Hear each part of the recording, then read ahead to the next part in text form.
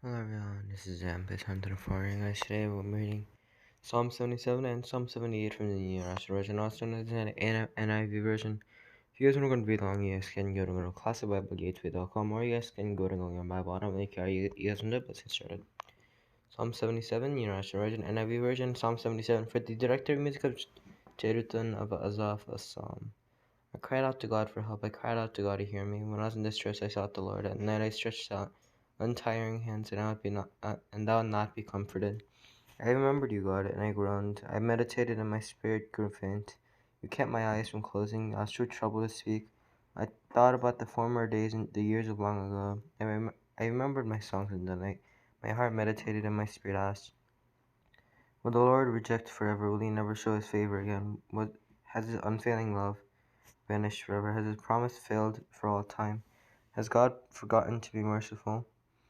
Has he in anger withheld his compassion? Then I thought, to this I will appeal. The years when the Most High stretched out his right hand, I'll remember the deeds of the Lord. Yes, I'll remember your miracles of long ago. I'll consider all your works and meditate on all your mighty deeds. Your ways, God, are holy. O God is as great as our God. You're the God who performs the miracles. You display your power among the peoples. With your mighty arm you redeemed your people, the descendants of Jacob and Joseph. The water saw you, God. The water saw you and rifts. The very depths were convulsed. The clouds poured down water. The heavens resounded with thunder. Your arrows flashed back and forth. Your thunder was heard in the whirlwind. Your lightning lit up the world. The earth trembled and quaked. Your path led through the sea. You wade through the mighty waters. Though your footprints were not seen, you led your people like a flock by the hand of Moses and Aaron. Psalm 78 in International Version, NIV version, Psalm 78 and Maskil of Asaph. My people hear my teaching, listen to the words of my mouth. I'll open my mouth with a parable. I'll utter hidden things from of old, things we have heard and known, things our ancestors have told us. We will not hide them from their descendants. We will tell the next generation the praiseworthy deeds of the Lord, his power and the wonders he has done. He decreed statutes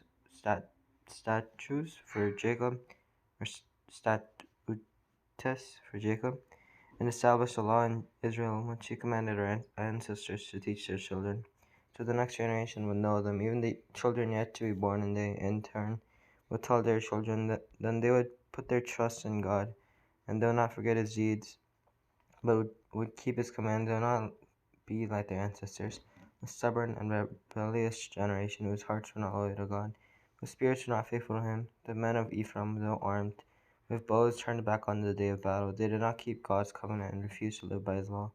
They forgot what he had done, the wonders he had shown them. He did miracles in the sight of their ancestors, the land of Egypt in the reign of Zoan. He divided the sea and let them through. He made the waters stand up like a wall. He guided them with the cloud by day and with light from the fire all night. He split the rocks in the wilderness and gave them water as abundant as the seas. He brought streams out of a rocky crag and made water flow down like rivers, but they continued to sin against him. Rebelling in the wilderness against the Most High, they willfully put God to the test by demanding the food they craved. They spoke against God. They said, can God really spread a table in the wilderness? True, he struck the rock, and water gushed out. Streams flowed abundantly, but can he also give us bread? Can he supply meat for his people? When the Lord heard him, he was furious. His fire broke out against Jacob, and his wrath rose against Israel, for they did not believe in God or trust in his deliverance. Yet he gave a command to the skies above and opened the doors of the heavens. He rained down manna for the people to eat. Sorry, guys. He gave them the grain of heaven. Human beings ate the bread of angels. He sent them all the food they could eat. He let loose the east wind from the heavens, and by his power made the south wind blow.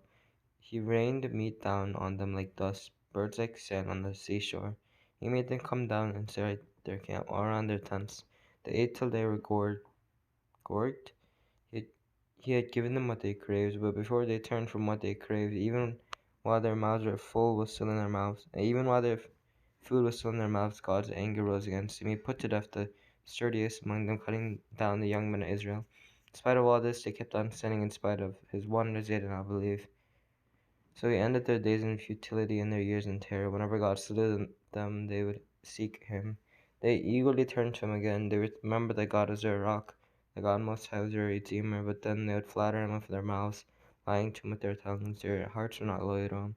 They are not faithful to his covenant. Yet he was merciful. He forgave their iniquities and did not destroy them. Time after time he restrained his anger, did not stir up his full wrath. He remembered that they were but flesh, a passing breeze that does not return. How often they rebelled against him in the wilderness, and grieved him in the wasteland. Again and again they put God to the test. They vexed the Holy One of Israel. They did not remember his power, the day he redeemed them from the oppressor, the day he displayed his signs in Egypt, his wonders in the reign of Zon. He turned the river into blood. They could not drink from their streams. They sent swarms of flies that devoured them, and frogs that devastated them. He gave their crops to the grasshopper, their produce to the locust. He destroyed their vines with hail and their sycamore figs with sleet. He gave over their cattle to the hail, their livestock to bolts of lightning. He unleashed against them his hot anger, his wrath, indignation, and hostility, a band of destroying angels. He prepared a path for his anger. He did not spare them from death, but gave them over to the plague. He struck down all the firstborn of Egypt, the firstfruits of manhood in the tents of Ham. But he brought his people out like a flock. He led them like sheep through the wilderness. He guided them safely, so they were unafraid. But the sea engulfed their enemies, and so he brought them to the border of his holy land, to the hill country his right hand had taken. He drove out nations before them, and allotted their lands to measured inheritance. He settled the tribes of Israel in their homes. But they put God to the test and rebelled against the Most High. They did not keep his statutes. Like their ancestors, they were disloyal and faithless, and as unreliable as a faulty bow. They angered him with their high places. They aroused his jealousy with their idols. When God heard them, he was furious. He rejected Israel completely. He abandoned the tabernacle of Shiloh, the tent he had set up among humans.